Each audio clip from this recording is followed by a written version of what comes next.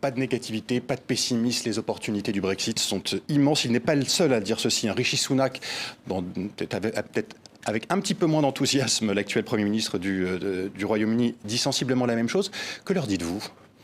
Ce que j'ai dit à Londres, où j'ai fait beaucoup de rencontres, beaucoup de réponses à des questions de la presse à l'occasion de la sortie de mon livre en anglais, c'est ceci.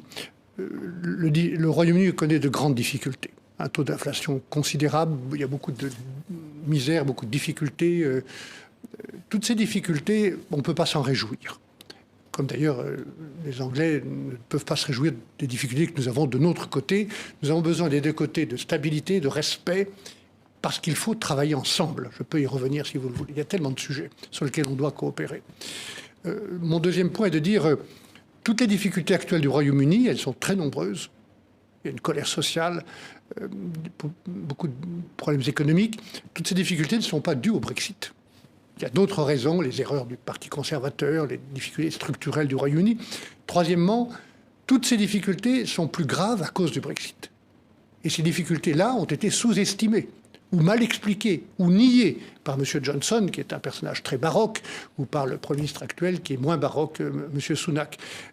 Ils ont nié, n'ont pas expliqué au moment du référendum, ils ont nié depuis les difficultés qui consistent à sortir du Royaume-Uni. Mais ce que dit à sortir du marché unique, pardon. Le Royaume-Uni est sorti du marché unique et il n'en a pas bien mesuré toutes les conséquences. Mais ce que dit Boris Johnson, ce que dit Rishi Sunak, et ce que disent aussi encore aujourd'hui des Britanniques qui ont voté pour le Brexit et qui croient encore au Brexit, c'est dans quelques années, dans une dizaine d'années, cela va offrir des opportunités immenses au Royaume-Uni et nous avons eu raison d'aller dans cette voie-là. Moi, je pense qu'il se trompe. Mais je souhaite le meilleur au Royaume-Uni. Franchement, j'ai toujours négocié pendant 4 ans et demi au nom des pays européens, au nom du Conseil, du Parlement et de la Commission, avec beaucoup de respect et même d'admiration pour ce pays. Je n'oublie pas ce que nous lui devons, notamment durant la Deuxième Guerre mondiale. Je n'oublie pas la qualité de ses hommes politiques, à commencer par Winston Churchill, la qualité de sa culture, de sa capacité d'exportation, de son ingéniosité économique. Mais je pense que le Brexit est un lose-lose game. Tout le monde perd.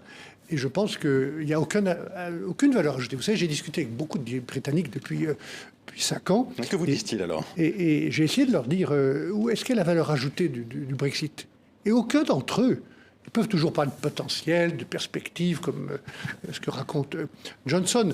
Mais personne, pas même M. Farage, qui est venu un jour dans mon bureau, n'a été capable de me dire voilà la valeur ajoutée du Brexit, voilà la valeur ajoutée d'être sorti de l'union douanière et du marché unique. Et vous savez, juste pour bien faire comprendre à ceux qui nous écoutent que c'est la première fois depuis 60 ans qu'on négocie un accord de commerce avec un pays tiers, c'est ce que j'ai fait au nom de l'Union, non pas pour fluidifier les échanges, faciliter les échanges de normes et le commerce, mais pour créer de nouvelles barrières qui n'existaient pas avant. C'est ça le Brexit. Et donc ces barrières, elles existent aujourd'hui, elles gênent les échanges et elles provoquent des conséquences économiques. Et étant donné toutes les difficultés actuelles du Royaume-Uni, vous avez le sentiment que le débat a évolué par rapport à l'Union européenne, que certains regrettent massivement ou pas? Ce que je vois dans les sondages qui ont été publiés cette semaine, à l'occasion de ce 3e anniversaire, qui n'est pas un moment de nostalgie, qui est un moment de... On met les choses à plat et on regarde l'avenir. Mais c'est que partout, dans toutes les circonscriptions britanniques, le vote a changé. Sauf 3 circonscriptions, je crois. La majorité maintenant est celle qui regrette le Brexit. Et 2 tiers des Britanniques souhaiteraient un nouveau référendum. Ça, c'est un sondage qui date du début du mois de janvier. Oui, mais encore une fois, c'est le choix des Britanniques. Ça a été leur choix, une majorité, 52%, de voter le Brexit. Ça serait leur choix de revenir. La porte est ouverte. Et nous n'allons pas nous mêler de politique. Simplement, ce que j'ai mis dans mon livre, le premier chapitre, ça s'appelle un avertissement. C'est qu'il faut faire attention et comprendre pourquoi 52% des Britanniques ont voté contre Bruxelles, contre l'Europe, parce qu'il y a des raisons qui existent aussi chez nous. Et je pense qu'un événement improbable comme le Brexit qui s'est produit doit nous inspirer de la prudence, parce qu'il y a aussi des événements improbables chez nous qui peuvent se produire. Donc, tirons les leçons. Pourquoi il y a eu cette colère sociale? Je trouve, ce que j'ai dit aux Britanniques, l'Europe que vous avez quittée n'est plus la même. Elle a commencé de changer, et ce n'est pas fini. Il faut qu'on soit moins naïf, qu'on soit capable d'investir ensemble, de protéger nos frontières, tirer les leçons. Justement, on a beaucoup parlé, on vient de parler des leçons que pourraient tirer ou que tirent les Britanniques. Est-ce que les Européens ont suffisamment réfléchi, selon vous, aux raisons qui ont poussé les Britanniques à sortir de l'Union européenne, et est-ce que les Européens ont déjà commencé à tirer les conclusions de cette... C'est exactement ce que je viens de dire, et ce n'est pas à moi de tirer les leçons pour les Britanniques. britanniques. En revanche, j'ai ma part de responsabilité pour dire nous devons tirer les leçons. La Commission européenne, le Conseil, le Parlement a commencé à tirer des leçons. Par exemple, nous sommes moins naïfs dans nos échanges commerciaux. Nous devrions répondre plus fortement aux mesures protectionnistes américaines qui peuvent détruire notre industrie. Nous devons être absolument rigoureux et organisés pour défendre nos frontières, pour protéger nos frontières et mieux les contrôler avec cette force de 10 000 postes de douaniers qu'on est en train de créer. Avoir une taxe carbone qui vient d'être créée pour éviter là encore de la naïveté et de mettre nos entreprises, nos agriculteurs en situation de difficulté par rapport à la concurrence. Donc il y a un mouvement qui s'est produit et il faut l'accélérer. L'exemple le plus grand est lié à la crise du Covid, c'est quand même la capacité, pour la première fois, que les Européens ont eu d'emprunter ensemble 750 milliards d'euros, 750 milliards, pour investir ensemble. Et donc voilà, il y a encore des leçons, et notamment ce que j'ai pu faire comme commissaire européen avant le Brexit, c'était de reconstruire une architecture de régulation, parce que je pense que l'Europe a fait la faute depuis 40 ans d'être trop ultralibérale, de trop dérégulée, de désarmer. C'était une des raisons de la sévérité de la crise financière. Là aussi, nous avons tiré les leçons. Et concernant les relations entre l'Union européenne et le Royaume-Uni, vous pensez que le départ de Boris Johnson change beaucoup de choses? Vous disiez que M. Sunak, le nouveau Premier ministre, était moins baroque. Qu'est-ce que ça veut dire? Qu'est-ce que vous attendez de lui?